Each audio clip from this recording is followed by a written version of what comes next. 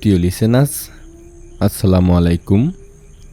দেশ ও দেশের বাহিরে যে যেখান থেকেই আমাদের এই ভৌতিক ঘটনাগুলো শুনছেন, তো আশা করি সকলেই ভালো আছেন এবং সুস্থ আছেন। প্রিয় লিসেনার্স, আমি অভি আছি আপনাদের সাথে। আজকে যে প্রথম ঘটনাটি আমি আপনাদের সামনে উপস্থাপন করতে যাচ্ছি, তো এই ঘটনাটি আমাদের সাথে শেয়ার করেছেন পলাশ ভাই, এবং পলাশ ভাই এই ঘটনাটি তার নানার মুখ থেকে শুনেছিলেন। প্রিয় লিসেনার্স, 1975 সালের এই ঘটনাটি। পলাশ ভাইয়ের নানার বয়স যখন 15 বা 16 বছর, তখনকার এই ঘটনাটি। আপনারা বুঝতেই পাচ্ছেন যে ঘটনাটি কত বছর আগের হতে পারে। পলাশ ভাই ধারণা দিয়েছেন যে 1975 সালের এই দিকে আর কি এই ঘটনাটি ঘটে যাওয়া। যাই হোক, তো পলাশ ভাইয়ের নানার নাম হচ্ছে সালামত। তো সেই সালামত নানার গ্রাম, যে গ্রামটা, তো সেই গ্রামে কোনো মসজিদ ছিল না।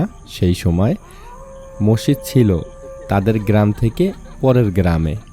ওখানে গিয়ে তো সব সময় মানুষ সঠিক সময়ে গিয়ে নামাজ পড়তে পারতো না, অনেক সময় নামাজ মিস হয়ে যেত। এই সব কারণে তো ওই সালামত নানার গ্রামে যারা মুরব্বি ছিল এবং ভালো ভালো যারা লোক ছিল, তারা সকলেই মিলে সিদ্ধান্ত নেয় যে তাদের নিজ গ্রামেই তারা একটি মসজিদ দিবেন এবং ওই মসজিদেই সকলেই নামাজ পড়বে। যাই হোক, গ্রামের সকলেই আর কি এটা চিন্তা ভাবনা করে। আর সালামত নানার তখন বয়স 15 বা 16 বছর। যাই হোক, তো গ্রামের লোকজন সিদ্ধান্ত নেওয়ার পর তারা কি করে, মাটি দিয়ে বিশাল বড় করে একটি মসজিদ নির্মাণ করে বা তৈরি করে। বিশাল বড় একটি জায়গা নিয়ে তারা ওখানে মসজিদটা দেয়, এবং ওই মসজিদটা কিন্তু মাটি দিয়ে তৈরি ছিল। প্রিয় লিসেনার্স, তো মসজিদটা দেওয়ার পর ওই মসজিদেই এই ভুতুরে ঘটনাগুলো ঘটে যায় বা মানুষ অনেক কিছু দেখতে পারে ওই মসজিদে। যাই হোক, আমি বলি, ওই মসজিদটা দেওয়ার পর প্রথমেই ওই মসজিদের যে মুয়াজ্জিন ছিল তার সাথে ভয়ঙ্কর একটি ঘটনা ঘটে গিয়েছিল। যাই হোক, আমি বলি ওই মুয়াজ্জিনের ঘটনাটি। প্রিয় লিসেনার্স, তো মসজিদটা দেওয়ার পর ওই গ্রামের লোকজন একজন মুয়াজ্জিন রেখেছিল যেন তিনি সঠিক সময়ে গিয়ে আজান দেয়। একজন লোক রাখা হয়েছিল ওই গ্রামেরই। তো সব কিছু ভালোই চলতেছিল। প্রায় মসজিদ দেওয়ার 1-2 মাস পরে যে মুয়াজ্জিন ছিল ওই মসজিদের, তো তিনি ঈশার নামাজ পড়ে বাড়িতে চলে আসেন। ঈশার নামাজ পড়ে বাড়িতে চলে আসার পর খাওয়া দাওয়া সেরে ঘুমিয়ে যান। আর আমি একটা কথা বলি যে আগে তো ওইরকম কোনো ঘড়ি ছিল না। মানুষ একটা ধারণা করে মসজিদে গিয়ে আজান দিত বা একটা অনুমান করতো যে এখন কয়টা বাজতে পারে বা এখন কি আজানের সময় হয়েছে কি না। এইরকম করে আগেরকার মানুষ চলতো, সঠিক সময় বলতে পারতো না যে মূলত এখন কয়টা বাজে। কারণ এখন যে ঘড়ি, আগে ওই রকম কোনো ঘড়ি ছিল না। যাই হোক, তো ওই মুয়াজ্জিন তিনি ঈশার নামাজ শেষ করে বাড়িতে এসে খাওয়া দাওয়া সেরে ঘুমিয়ে পড়েন। তো হঠাৎ করেই তার ঘুম ভেঙে যায় রাত্রেবেলা।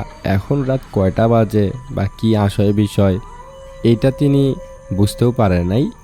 তো ওই মুয়াজ্জিন ভেবেছে হয়তো ফজরের নামাজের সময় হয়েছে, সেই কারণে তার ঘুম ভেঙে গেছে। তো তিনি এখন মসজিদে গিয়ে আজান দিবেন। ওই মুয়াজ্জিন আর কি এটা চিন্তা ভাবনা করে, কিন্তু তখন কোনো আজানের সময় হয়নি, ফজরের নামাজের আজানের সময় হয়নি। যাই হোক, ওইটা আর কি ধারণা করেছিল ওই মুয়াজ্জিন, কারণ ঘড়ি ছিল না। যাই হোক, তো ওই মুয়াজ্জিন ঘুম থেকে ওঠার পর অজু করে। অজু করার পর তিনি মসজিদের উদ্দেশ্যে রওনা হয়। তো মসজিদের উদ্দেশ্যে রওনা হয় ওই মুয়াজ্জিনের যেখানে বাড়ি ছিল ওখান থেকে 7 মিনিট বা 8 মিনিট নাকি পায়ে হেঁটে গেলে ওই মসজিদটায় পৌঁছানো যেত। যাই হোক, তখন ওই মুয়াজ্জিন পায়ে হেঁটে হেঁটে মসজিদে যাচ্ছিল। আর মসজিদটা কেমন ছিল আমি বলি, মাটির ছিল এবং মসজিদের সামনে অনেক বড় একটা মাঠ ছিল। মাঠের মতো করেই তারা অনেক ফাঁকা জায়গা রেখেছিল আর কি।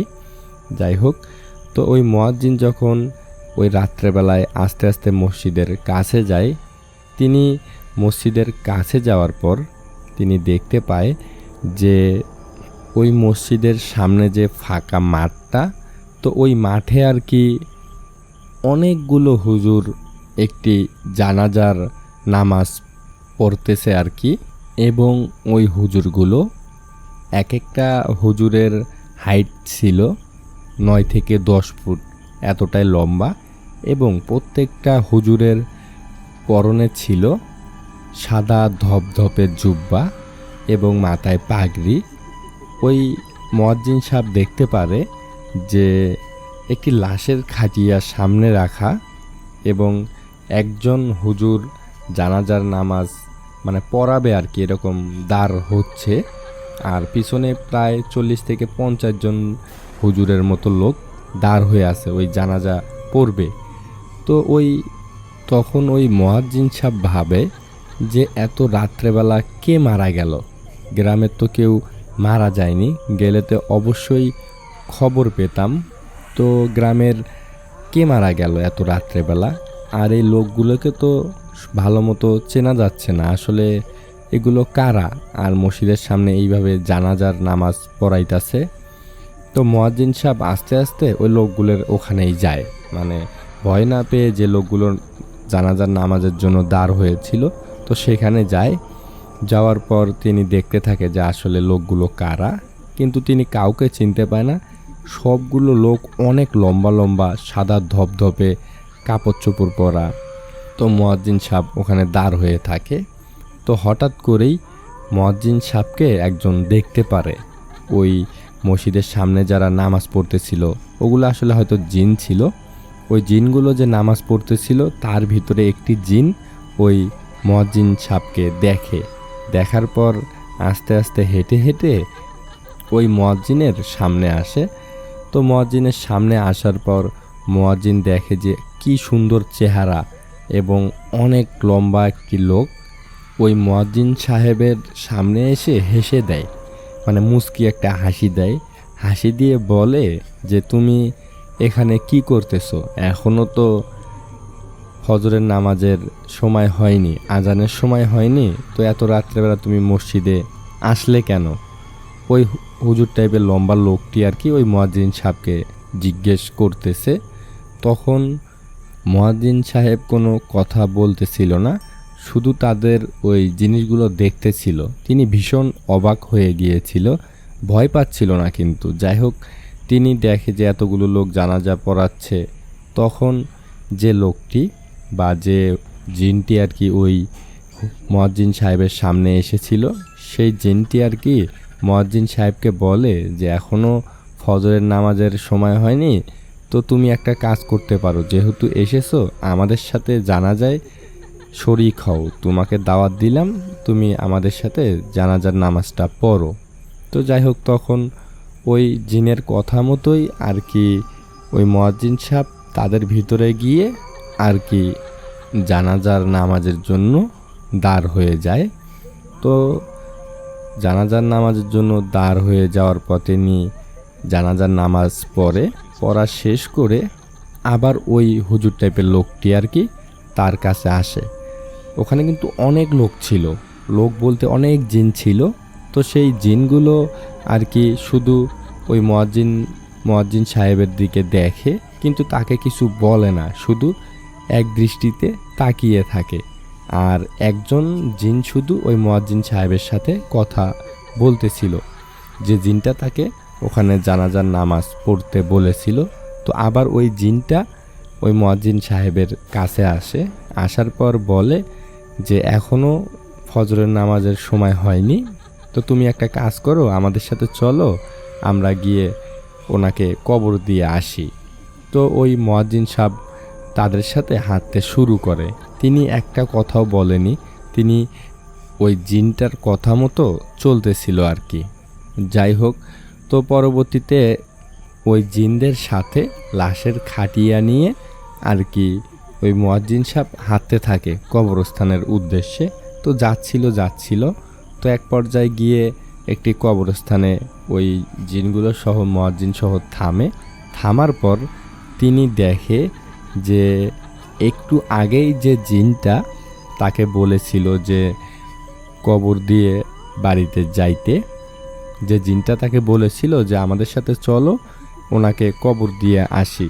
তো মুয়াজ্জিন সাহেব ওই কবরস্থানে যাওয়ার পর দেখে যে সেম ওই লোকটি বা ওই জিনটি কবর খুঁড়তেছে বা কবর তৈরি করতেছে।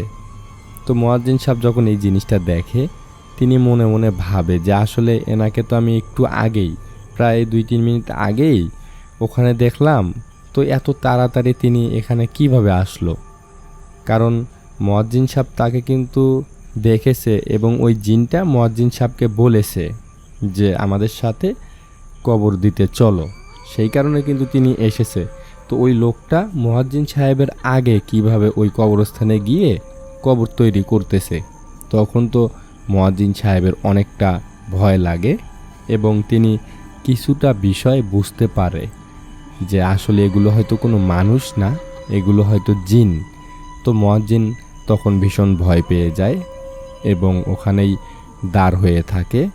তো এক পর্যায়ে গিয়ে ওই লোকগুলোর সাথে বা ওই জিনদের সাথে ওই মুয়াজ্জিন সাহেব কবর দেয়। কবর দেওয়ার পর যে জিনটা ওই মুয়াজ্জিন সাহেবের সাথে বারবার কথা বলতেছিল, তাকে জানাজার নামাজ পড়তে বলেছে এবং তাকে কবর দিতে আসতে বলেছিল, তো সেই জিনটা আবার হঠাৎ করেই ওই মুয়াজ্জিন সাহেবের সামনে চলে আসে।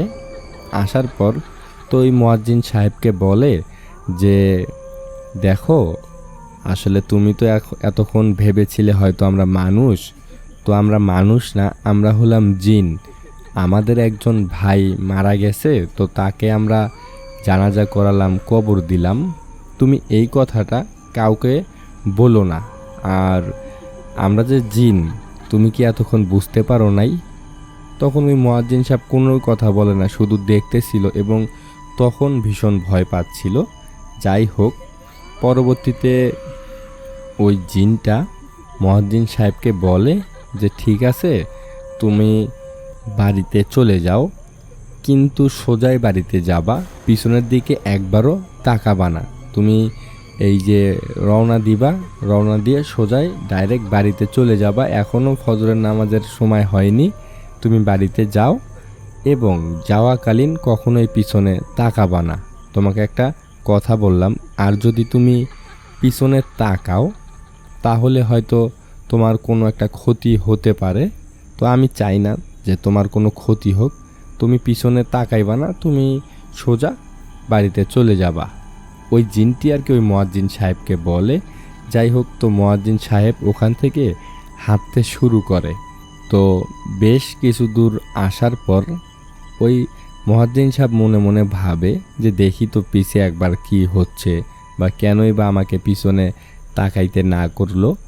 তখন ওই মুয়াজ্জিন কিছু দূর আসার পর পিছনের দিকে তাকানোর পর ওই মুয়াজ্জিন সাহেব যে জিনিসটা দেখতে পারে, তিনি দেখে যে লোকগুলো যে জিনদের সাথে তিনি কবর দিয়েছে এবং জানাজার নামাজ পড়েছে, সেই জিনগুলো সবগুলোই অনেক লম্বা হয়ে গেছে।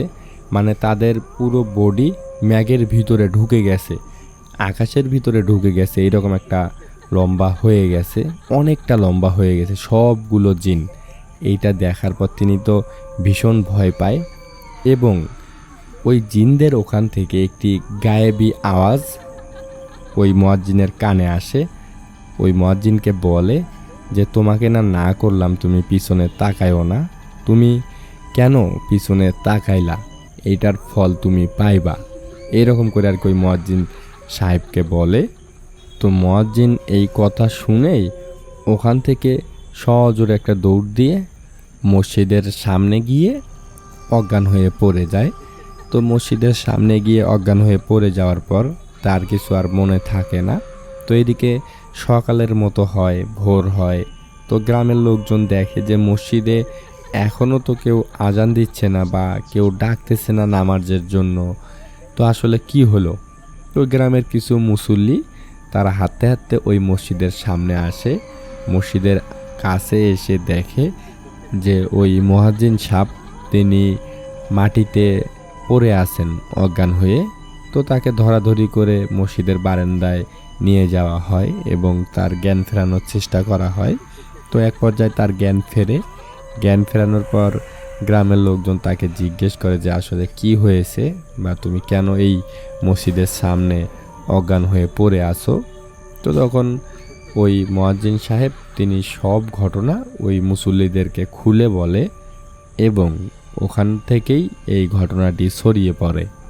এক পর্যায়ে গিয়ে গ্রামের সকলেই জানতে পারে যে আসলে ওই মুয়াজ্জিনের সাথে ওই মসজিদে এরকম ঘটনা ঘটেছে। প্রিয় লিসেনার্স, ওই জিনদের ভিতর থাকা একটি জিন যে ওই মুয়াজ্জিন সাহেবকে বলেছিল যে পিছনের দিকে তাকায়ও না, তোমার ক্ষতি হতে পারে। যাই হোক, তো তিনি কিন্তু পিছনের দিকে তাকাইছিল। তো ওই ঘটনাটি ঘটার প্রায় 5-7 দিন পরে ওই মুয়াজ্জিন সাহেব তাদের বাড়ির আশেপাশে একটি কুয়ো ছিল, তো সেই কুয়োতে যায় পানি আনার জন্য। তো ওই কুয়ো থেকে পানি আনার সময় তিনি কোনো কিছু কারণ ছাড়াই মাটিতে পড়ে যায়। মাটিতে পড়ে যাওয়ার পর তার কোমরের একটি হাড্ডি বা হাড় ভেঙে যায়। তারপর থেকেই ওই মুয়াজ্জিন সাহেব হাঁটতে পারে নাই বা চলাফেরা করতে পারে নাই। প্রিয় লিসেনার্স, তখন ওই মুয়াজ্জিন সাহেব ভেবে নেয় যে ওই জিনটা তাকে বলেছিল তার একটি ক্ষতি হবে। তো ওই মুয়াজ্জিন সাহেব ওইটাই ভেবে নিয়েছিল হয়তো ওই জিনরাই তার এই ক্ষতিটা করেছে। তিনি যে পড়ে যাবেন মাটিতে, ওই রকম কোনো স্পেস বা ওই রকম কোনো কিছুর সাথে তিনি বাড়ি খায়নি। মানুষ তো পড়ে যাওয়ার একটা কারণ থাকে, কিন্তু তার পড়ে যাওয়ার কোনো কারণই ছিল না। তিনি হঠাৎ করেই এরকম পড়ে গিয়ে তার ওই কোমরের একটি হাড় ভেঙে যায়। তারপর থেকেই ওই মুয়াজ্জিন সাহেব আর কখনোই চলাফেরা করতে পারে নাই।